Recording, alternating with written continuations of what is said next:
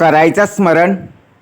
वक्रतुंड महाकाय सूर्यकोटी समप्रभ निर्विघ्नं कुरु मे देवं सर्वकार्येषु सर्वदा. जय जय रघुवीर समर्थ. श्री समर्थ कृपेने आज उत्तमाचा दिवस, वार गुरुवार 5 फेब्रुवारी 2026. फार फार उत्तमाचा दिवस, सामर्थ्याचा दिवस, संकष्टी चतुर्थी. समर्थ म्हणाले, संकष्टी चतुर्थी म्हटलं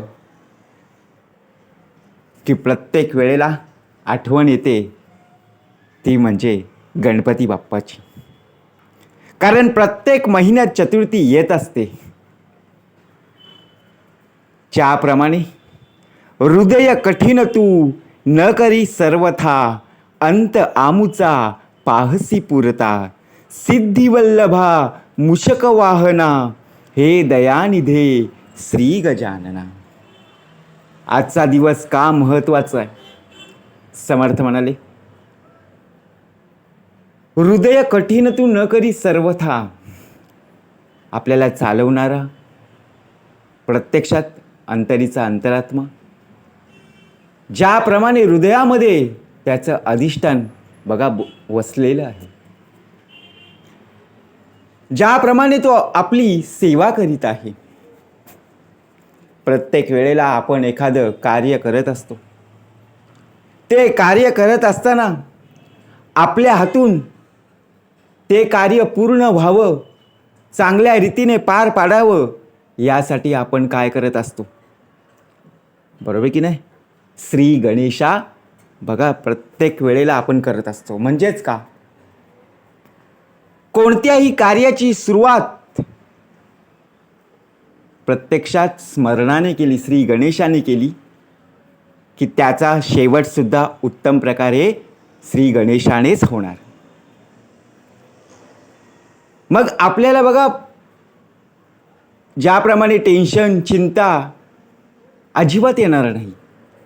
कारण का, संकष्टी चतुर्थी म्हटलं ना, आपल्या घराच्या बाजूला मंदिर असतं, गणपतीचं मंदिर असतं. ज्याप्रमाणे आपण घराच्या बाजूला असणारं मंदिराला बघा, मंदिरामध्ये जाऊन कधी नमस्कार करत नाही, परंतु संकष्टी चतुर्थी आली की आपण नमस्कार करायला जातो. समर्थ म्हणाले प्रत्यक्षात भगवंत कधी रागवत नाही. दिनाचा दयाळू, मनाचा मवाळू, स्नेहाळू कृपाळू, जगी दास पाळू. कारण ज्याप्रमाणे आपण भक्ती करू त्याप्रमाणे आपल्याला त्याचं फळ प्राप्त होणार आहे. कारण जैसे ज्याचे कर्म तैसे फळ देतो ईश्वर. कारण आपण या कलियुगामध्ये या पृथ्वी तलावर आपण जन्म घेतलेला आहे. प्रत्येकाच्या वाटेला, प्रत्येकाच्या आयुष्यात सुखदुःखही आलेलीच आहेत. म्हणून समर्थ म्हणाले, अंत आमुचा पाहसी पुरता. ज्याप्रमाणे आपला शेवटचा दिवस, आपला अंत म्हणजे आपल्याला सुद्धा माहीत नाही. आपल्याला जन्म झालेला आपल्याला माहीत आहे, आपली जन्माची तारीख, जन्मतारीख आपल्याला माहीत आहे, परंतु आपला शेवटचा दिवस, अंत, तो आपल्याला माहीत नाही आहे. आपला भूतकाळ गेलेला आपण आठवणीत ठेवत आहोत, स्मरणात ठेवत आहोत. वर्तमान काळ उत्तम प्रकारे जगत आहोत, परंतु भविष्यात काय घडणार आहे, पुढे काय होणार आहे, हे अजूनपर्यंत आपल्याला कळलेलं नाही.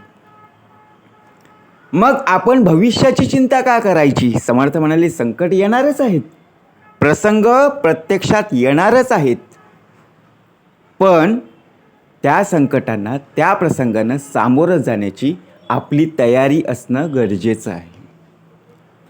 जर आपण संकटानं जर प्रसंगांना घाबरून बघा घरामध्ये बसलो तर ते संकट दूर जाणार आहे का? नाहीये. अंत आमुचा पाहसी पुरता, सिद्धी वल्लभा मूषक वाहना. बघा, मूषक वाहन गणपती बाप्पांचं वाहन काय आहे? मूषक, उंदीर मामा ना. कसा भाग दिलेला आहे समर्थांनी. आता गणपती येऊन गेलेले आहेत, बरोबर की ना, जानेवारी महिन्यामध्ये माघी गणेशोत्सव. त्या गणपती बाप्पाच्या चरणाशी मूषक आहे की नाही? नक्कीच. आपण मंदिरात जेव्हा जातो किंवा जिथे आपण मूर्ती पाहत असतो तेव्हा त्या मूषक वाहन त्यांना सुद्धा आपण नमस्कार करतो की नाही? आरती म्हणून झाल्यानंतर उंदीर मामा की जय बोलतो की नाही?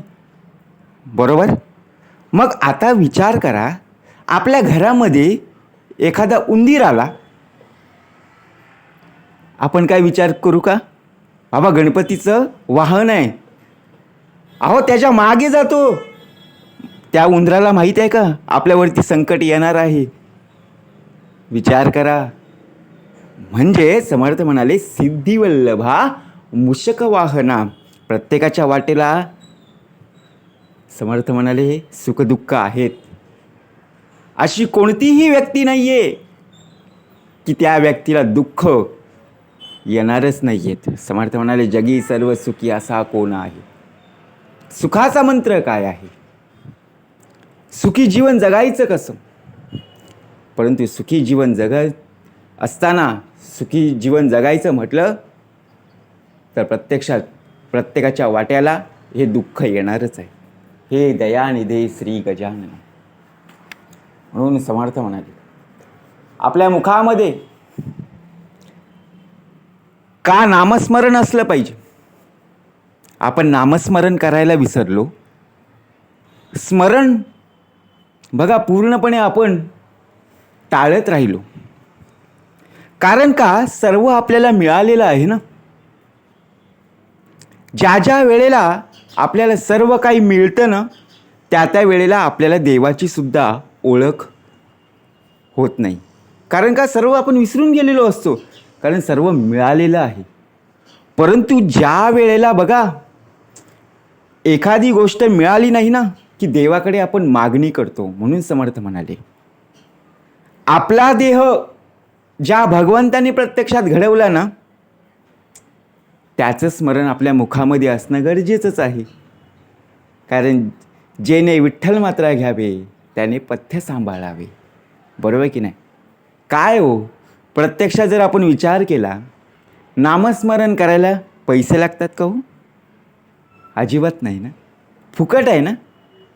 परंतु ज्या वेळेला प्रत्यक्षात त्या नामस्मरणाने सामर्थ्य प्राप्त होणारच आहे एवढं माहीत असताना सुद्धा आपण काय करत असतो?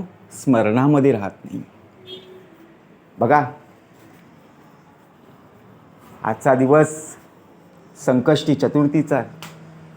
आपण काय विचार करतो की आज फक्त स्मरण करायचं, उद्यापासून आपण जैसे थे. बरोबर की नाही? आज उपवास करायचा परंतु उद्या डबल खायचं. एखादी गोष्ट मिळाली नाही की घरामध्ये राग, मला ही फळं मिळाली नाही आहेत, मला साबुदाण्याची खिचडी मिळाली नाही आहे. कशासाठी? समर्थ म्हणाले जे काय आहे ते तुझ्या बघा समोर वाढलेलं आहे ते नक्कीच आपण स्वीकार केला पाहिजे. अन्न हे पूर्ण ब्रह्म आहे, परब्रह्म आहे. आपल्याला दिलेलं ताट आपण काय करतो? फेकून देतो. म्हणजेच काय केलं? शेवटी अन्न हे पूर्ण परब्रह्म आहे त्याचा आपण काय केलं?